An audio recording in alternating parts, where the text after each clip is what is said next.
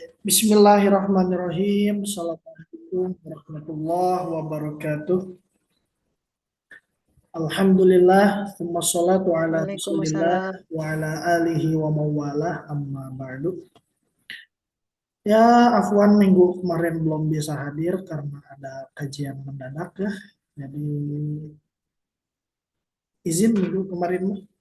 Insya Allah kita lanjutkan kembali pembahasannya sekarang.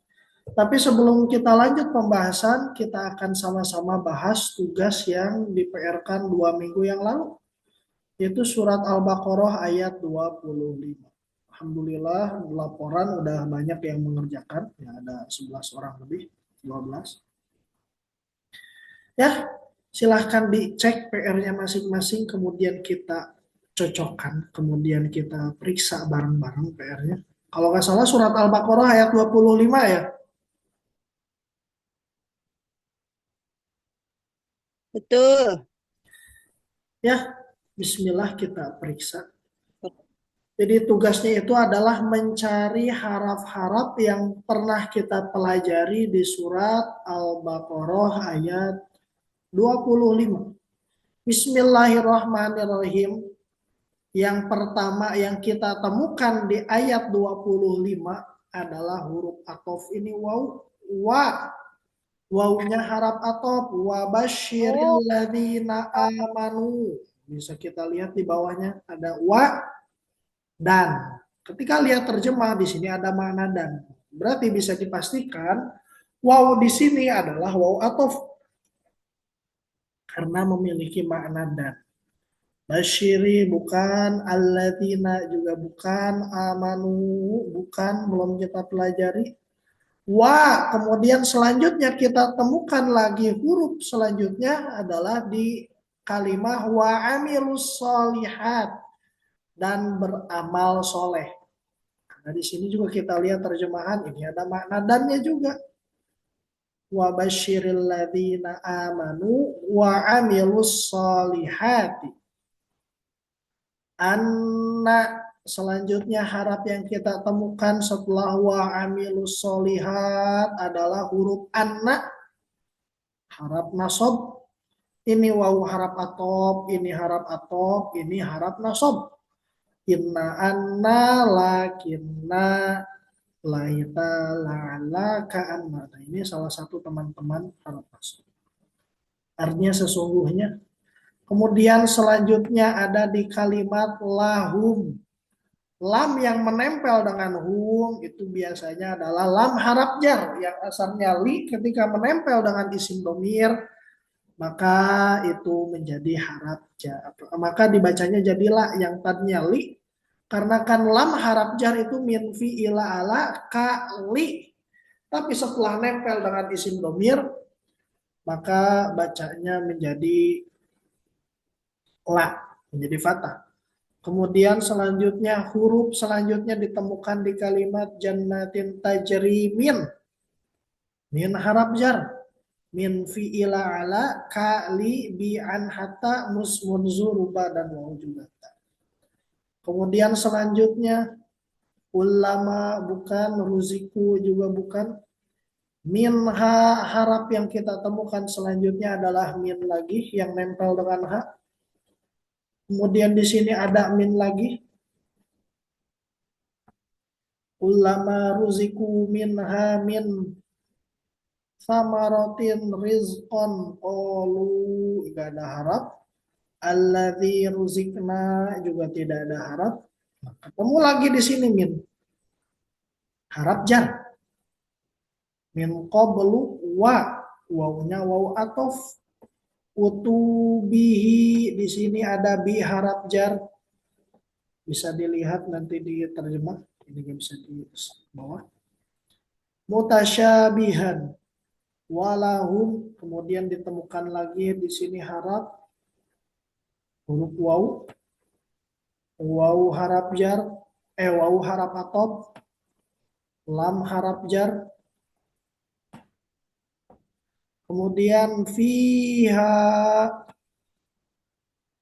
fi di sini fi harap jar, azwajum mutahharatu, wawunya wawu atof, kemudian fi-nya fi harap jar, khalidun, selesai. Jadi huruf yang ada di surat Al-Baqarah ayat 25 ada 1, 2, 3, 4, 5, 6, 7, 8, 9, 10, 11, 12, 13, 14, ada 15 huruf. Itu PR yang kemarin. Ada yang mau ditanyakan ibu-ibu sebelum kita lanjut materi? Assalamualaikum Ustadz, izin Ya. bertanya. Saya ini kemarin ngisi tugas, wawunya itu malah wawu jar. Mohon dijelaskan, kan ternyata itu adalah wawu atop semuanya. Ya. Sedangkan saya ke itu wawunya jar semua. Kalau yang lainnya itu benar. Ya, Perbedaannya punten yang dijelaskan. Bismillah, jadi perbedaan antara wawu atof dan wawu jar. Kalau dari segi huruf, kalau dari segi bentuk, itu wawu atof dan wawu jar gak ada bedanya. Sama-sama berbentuk wawu seperti ini. Wa, gak ada bedanya. Yang membedakan wawu atof dan wawu jar adalah dari segi makna. Wawu atof itu dimaknai dan, dimaknai sebagai kata sambung. Wa basyiril ladzina amanu dan seterusnya. Di arti dan, di sini wabashiri ini dan, amanu wa amilu di sini artinya juga dan. Nah itu wawu harap atof, artinya adalah dan. Berbeda dengan wawu harap jar, meskipun bentuknya sama-sama wawu, tapi dia memiliki makna yang berbeda. Nah, contoh wawu harap jar adalah ini, bisa kita lihat. Sebentar.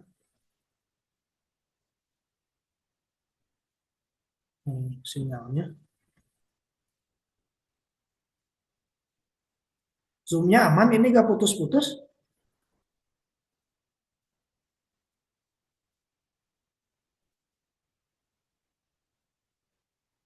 Tes. Halo. Tes. Ya Ustadz. Zoomnya aman gak putus-putus? Putus-putus. Ya, baru hujan soalnya tadi baru cerah sekarang. Jadi kayaknya sinyalnya masih agak-agak jelek. Mam. Tes.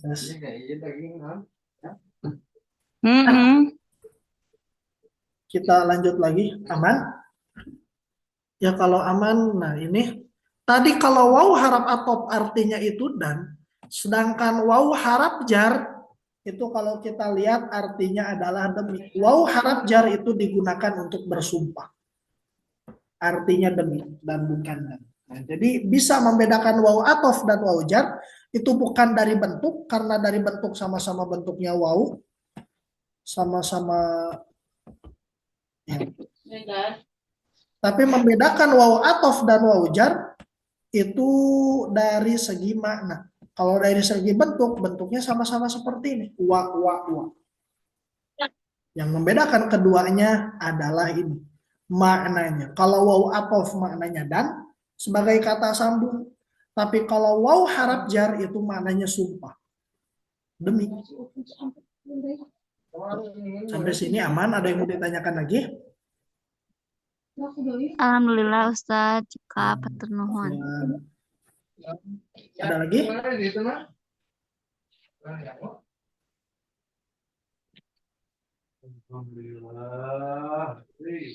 Ya, kalau tidak ada, bismillah, kita lanjutkan kembali pembahasannya. Ya, sebelum kita lanjut, kita murojaah dulu seperti biasa. Yang mana kita masih ada di awal-awal, kita masih belum kemana-mana, masih di tahap pertama bahasa Arab, yang mana kita masih membahas seputar harap minggu-minggu kemarin itu. Kalimah terbagi menjadi 3, ada isim, fiil, dan harap. Dalam bahasa Arab, kalimah ada 3, isim, fiil, dan harap. Dari kemarin kita masih membahas seputar harap. Dari kemarin kita masih membahas seputar harap, dan 2 minggu yang lalu ya selesai pembahasan seputar harap. Yang mana nanti harap itu ada harap amilah dan ada harap atilah. Nah, ini bisa diabaikan dulu. Yang penting sekarang, yang paling penting dalam tahap kita sekarang adalah menghafal satu-satu mana saja harap. Mana harap jar, mana harap nasob, mana harap napi, nida, atof, istisna, nawasib, dan jawazib. Alhamdulillah itu kita sudah lewati semua. Harap jar kemarin kita sudah lagunya min fi'ila ala kalibi an hatta munadzur badan wawu juga tan. Udah kemarin kita bahas beserta maknanya masing-masing. Kemudian harap nasob juga sudah kita bahas. Inna anna lakinna la'ala laita ka'anna lanafiyah lil jinsi. Harap nasob namanya. Kemudian harap napi juga sudah kita bahas. La, ma, lata, dan in. Kemudian harap nida juga sudah kita bahas. Ya, harap atop wafa thumma wa amlakin labal hatta. Istisna illa ada khol hasya. Nawasib amlan idan kayuli wa ataufa. Jawazim lam alam lam ma'in idma harap jazam namanya. Nah, kemarin juga kita membahas seputar harap istifham. Ya, cuma ada dua, a sama hal. Kemudian membahas lamul ibtida. Selesai. Nah, itu harap-harap. Jadi yang inti dalam harap-harap itu adalah kita bisa menghafal apa saja yang termasuk harap. Mana harap jar, mana nasab, mana nafi. Dan insya Allah ini sudah aman mungkin. Nah, karena harap sudah selesai, maka kita lanjut kepada pembahasan selanjutnya. Kita lanjut kepada pembahasan isim. Nah, isim, ini kan tadi kalimat terbagi tiga. Harap, kalau harap mah tugasnya dihafal, kemudian isim dan fiil. Isim bisa dikenali oleh kita melalui tanda-tandanya. Karena isim memiliki tanda-tanda khusus, tidak seperti fiil. Kalau fiil nanti kita bisa kenal fiil bukan dari tandanya, karena fiil itu lebih mudah dikenali dengan bentuknya. Nah, kita sekarang masuk kepada pembahasan isimnya dulu. Cara kita membedakan isim. Kalau cara membedakan harap tinggal kita hafal. Sedangkan cara membedakan isim kita belajar memahami tanda-tandanya. Di sini di Qoidati tanda isim itu ada 8. Sampai sini masih mengikuti Ibu-ibu?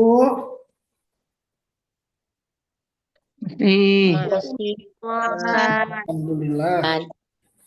Nah, tanda isim jumlahnya ada 8. Tanda isim jumlahnya ada 8. Mari kita bahas satu-satu. Nanti di akhir ada lagunya. Tanda isim jumlahnya ada 8. Makmimu, al-tanwin, dan nida di depan. Harap nasob, harap jar, serta idofah. Nanti saya setelkan rekaman santri kalau saya nyanyikan begitu. Nah, kita bahas tanda isim.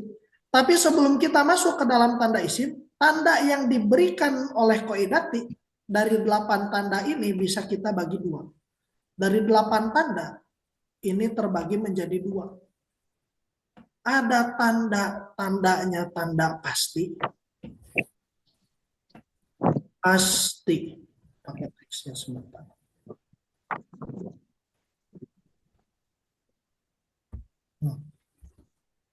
Pasti.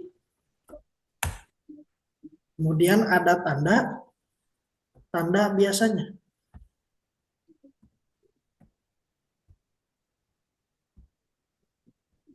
Nah, maksudnya, jadi dari 8 tanda ini, ada yang pasti. Maksud pasti adalah ketika kita menemukan tanda tersebut, pasti kalimat tersebut, pasti kalimat setelahnya adalah kalimat isim. Ketika sebuah kalimat memiliki tanda ini, maka bisa dipastikan dia adalah isim. Iya. Kemudian ada biasanya. Kalau biasanya, tidak semua yang memiliki tanda tersebut adalah isim. Tapi biasanya, kebanyakan, kalau kalimat ada tanda tersebut, biasanya adalah isim. Nah, itu maksud, jadi dari 8 tanda ini dibagi 2, ada tanda pasti, ada tanda biasanya.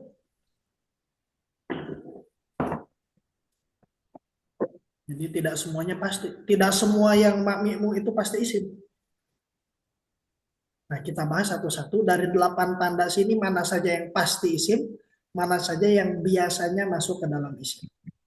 Bismillah, kita dari nomor pertama. Tanda isim yang pertama dari 8 tanda adalah makmimu. Didahului huruf mim, baik itu patah, kasroh, ataupun domah. Ketika menemukan sebuah kalimat didahului oleh huruf mim, nah ini tanda biasanya. Biasanya dia masuk ke dalam isim.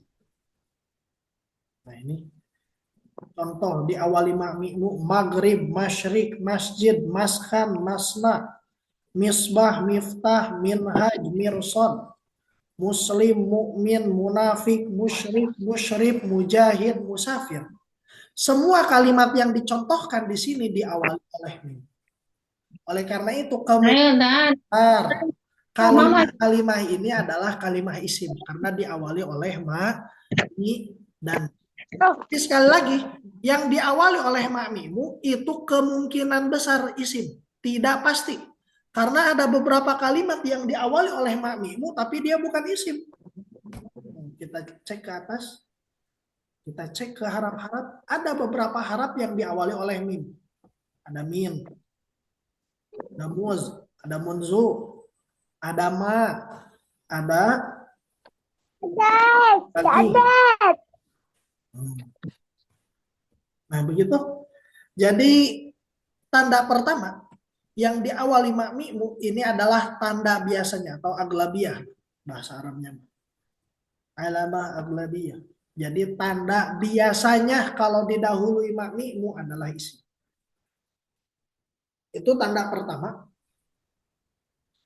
Diawali oleh makmimu.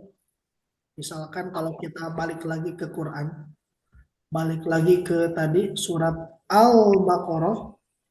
Kita terjun langsung misalkan ke sini. Wa basyiril ladzina amanu wa 'amilus solihati anna lahum jannatin tajri min tahtihal anhar kullama ruziku dan seterusnya ada mimi walahum fiha azwajum mutahharatun. Nah, di surat Al-Baqarah ayat 25 kita melihat kalimat didahului oleh mim.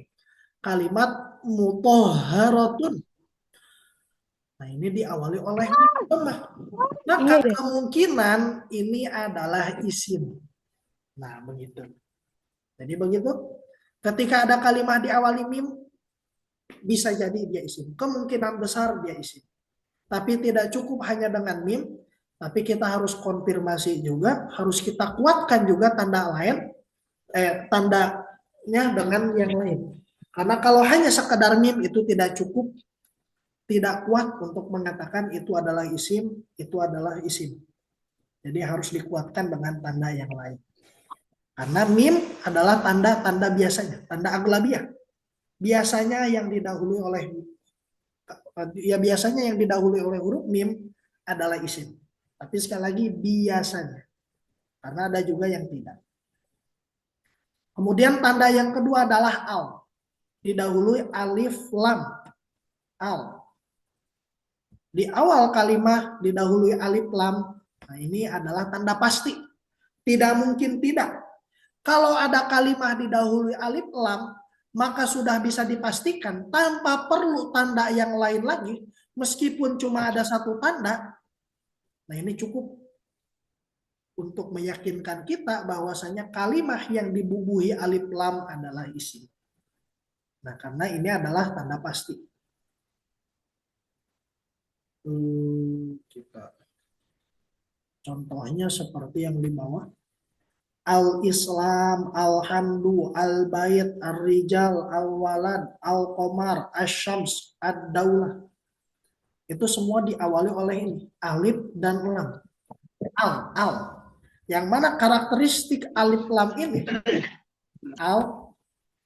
Ya, ketika di awal kalimat dia dibaca al, tapi ketika dia diapit oleh kalimat lain, alifnya ini tidak berbunyi. Alifnya jadi tidak berharokat.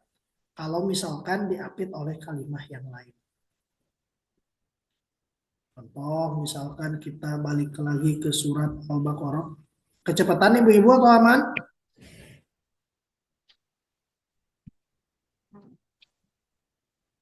Tes. Halo, putus-putus kah suara?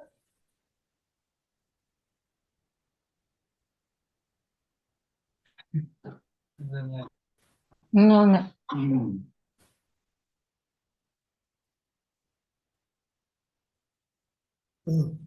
Kita lanjut. Aman ibu-ibu? Kecepatan atau tidak? Suaranya jelas atau tidak? Putus, Ustaz. Putus. Putus-putus ya. Putus. Kurang kondusif berarti ya minggu ini mah. Afwan hujan. Insya Allah minggu depan cerah lah. Sama. Berarti dari awal tadi putus-putus ya.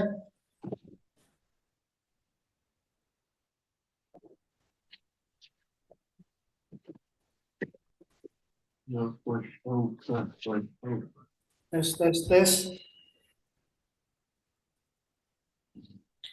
Ya, bismillah, meskipun putus-putus, kita lanjut aja sebentar. Lebih jelasnya kita bahas di minggu depan aja. Kita lanjut. Al-Islam, Alhamdu, Al-Baitu, Ar-Rijalu, Al-Waladu, Al-Qamar, Asy-Syamsu. Nah, itu contoh isim-isim yang ditambahkan alif lam. Ketika menemukan alif dan lam di awal kalimat, maka itu sudah bisa kita pastikan kalimat tersebut adalah kalimat isim. Karena tadi alif lam ini merupakan tanda pasti, tanda yakin. Ketika ada alif lam, maka itu pasti isim. Seperti tadi kalau kita lihat ke surat Al-Baqarah ayat 25. Wa basyiril ladzina amanu. Di sini kita melihat ada isim yang didahului oleh alif lam. Alladzina. Nah, ini berarti adalah isim karena didahului oleh alif lam.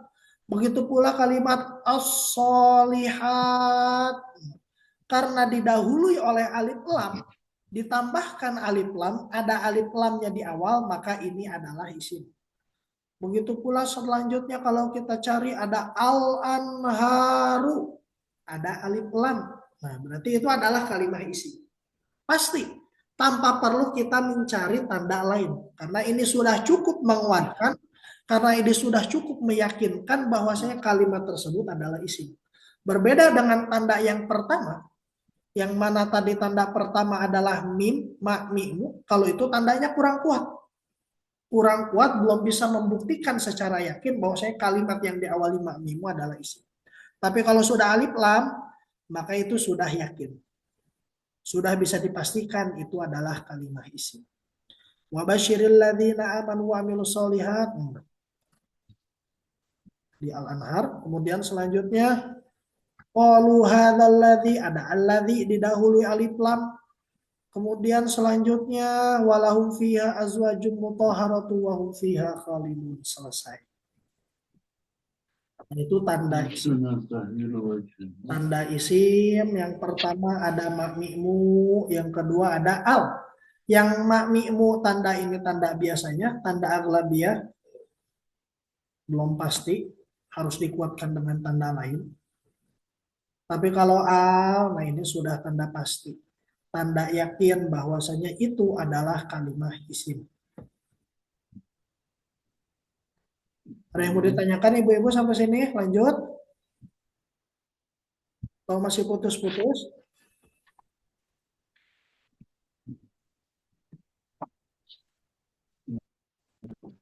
Lanjut, Ustadz. Aman? Tidak putus-putus?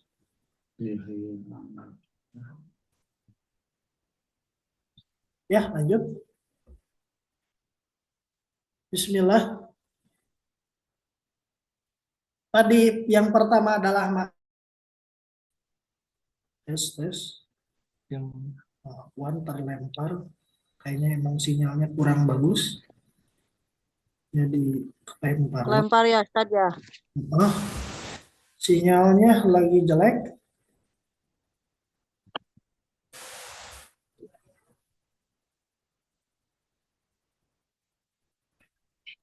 Ya, bismillah.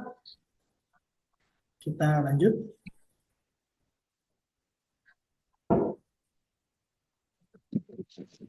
Makmi'mu al, kemudian tanda isim yang ketiga adalah an in un, tan tin tun, diakhiri dengan tanwin. Kalau makmi'mu ini ada di awal,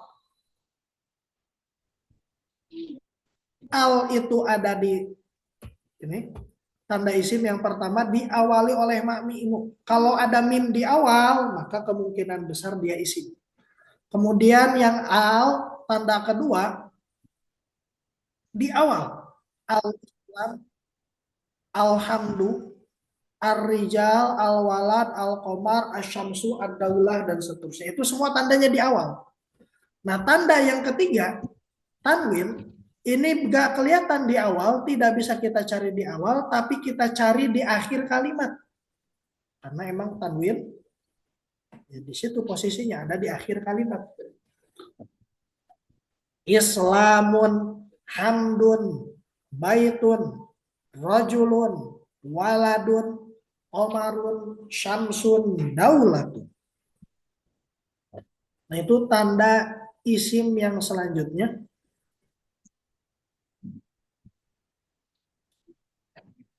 adalah diakhiri oleh tanwin. Tanda pasti.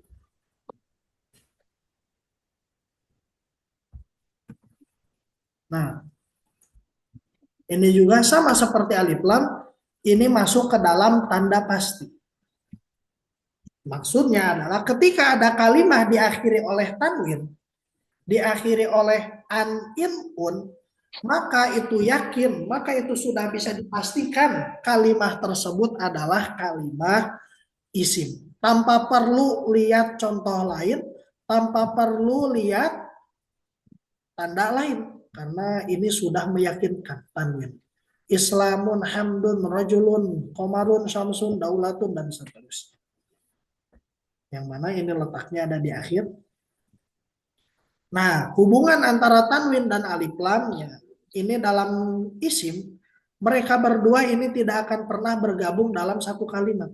Ketika ada tanwin, maka tidak mungkin ada alif lam.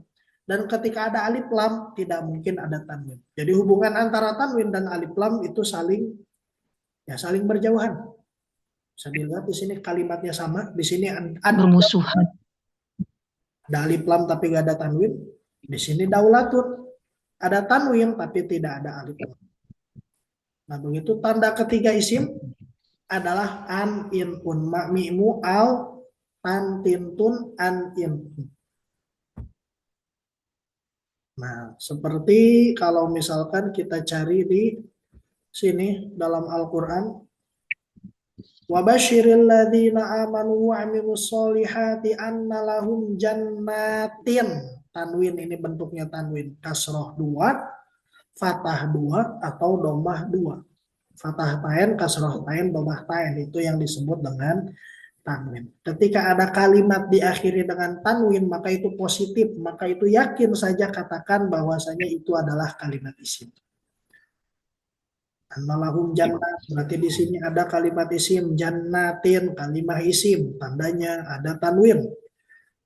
Al-anharu, kalimat isim, tandanya ada alif lam. Ulama ruziku minha min samaratin, samaratin, kalimat isim, tandanya ada tanwin. Nah, begitu. Jadi tanwin menjadi tanda pasti bagi isim, yang mana ketika menemukan tanwin di akhir kalimat, maka sudah bisa dipastikan kalimat tersebut adalah kalimat isim. Sampai sini aman ibu-ibu, ada yang ditanyakan? Kalau suaranya masih tidak terdengar, masih putus-putus.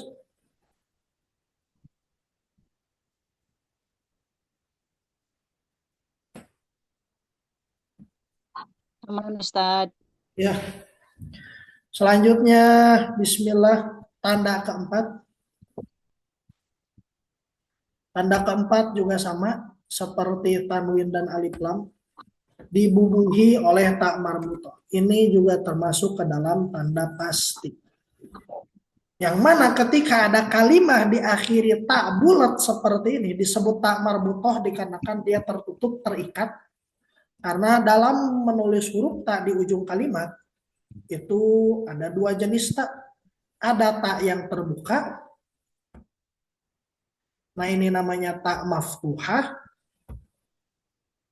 Maftuhah, fatahah yaftahu, maftuhah yang terbuka. Ada tak marbutoh, tak yang terikat. Nah ini namanya tak marbutoh, tak yang tertutup, terikat, jadi bulat bentuk taknya itu. Nah yang menjadi tanda isim adalah ketika kalimat diakhiri dengan tak marbutoh seperti ini, ketika diakhiri oleh tak bulat, maka itu sudah bisa dipastikan adalah isim. Karena harap dan juga fiil ini tidak memiliki tak marbutoh. Begitu pula isim dan fiil dan harap ini tidak memiliki hal yang ini. Isim dan harap tidak bisa ditambahkan alif lam. Isim. Fiil dan harap ya, afwan. Fiil dan harap itu tidak bisa ditambahkan alif lam, tidak bisa ditambahkan tanwin dan tidak bisa ditambahkan tak marbutoh. Jadi tiga ciri ini khusus bagi isim. Yang mana ketika memiliki salah satu dari tiga hal ini, kalimat sudah bisa diidentifikasi sebagai isim. Nah, yang selanjutnya adalah tak marbutoh, tak bulat yang ada di akhir kalimat. Nah, tak marbutoh ini pasti ada di akhir kalimat. Tidak mungkin tak marbutoh ada di awal kalimat. Kalau tak di awal kalimat itu pasti tak bentuknya seperti ini. Yang mana ini bukan tak marbutoh. Tak marbutoh kalau ada di ujung. Bentuknya bulat. Nah, tapi terkadang tak marbutoh itu bisa bersambung dengan isim domir. Jadi tak marbutoh harus di ujung. Ada pengecualian. Tak marbutoh harus di ujung kecuali dia boleh tidak di ujung kalau setelah tak marbutoh itu adalah kalimah domir, adalah isim domir. Yang mana isim domir dulu pernah kita pelajari di halaman berapa kemarin itu 180 kalau nggak salah. 180. Halaman 80 ya kalau nggak salah.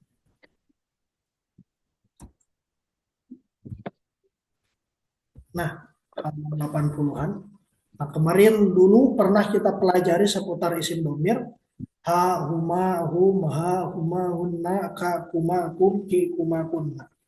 Nah, hubungan tak marbutoh dengan isim domir seperti yang dikatakan tadi, tak marbutoh itu bentuknya harus bulat seperti ini. Nah, tapi bisa tak marbutoh ini tidak bulat, bisa tak marbutoh ini tidak berada di ujung. Karena tadi kita kan di sini contohnya semua tak marbutoh ada di ujung. Kalau kita lihat di sini contoh tak marbutoh semuanya ada di ujung. Nah, tapi ketika bersambung dengan isim domir, ketika daulatun bersambung dengan isim domir. Isim domir yang ini. Mahun, maka yang asalnya daulatun, yang asalnya taknya tak marbutoh bulat, maka setelah bersambung dengan isim domir, taknya jadi terbuka. Jadi tulisannya seperti ini. Di mana nulisnya? Di sini.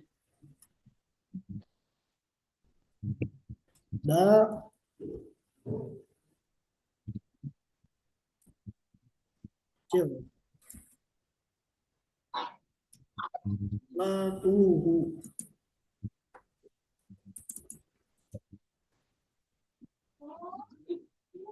Nggak kelihatan nyambung. Nah, jadi ketika bersambung dengan